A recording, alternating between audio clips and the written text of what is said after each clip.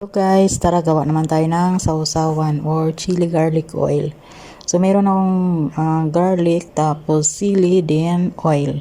So i-blend lang natin siya hanggang madurog ang garlic at saka sili.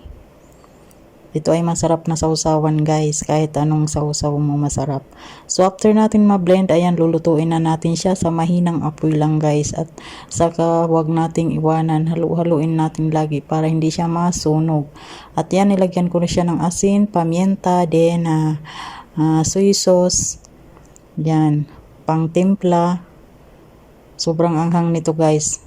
Kaya nilagyan ko siya ng sugar, yung pambalance sa lasa niya. At syempre hindi mawawala yung gagamitin ko yung apple cider vinegar. Ayan, social, o diba?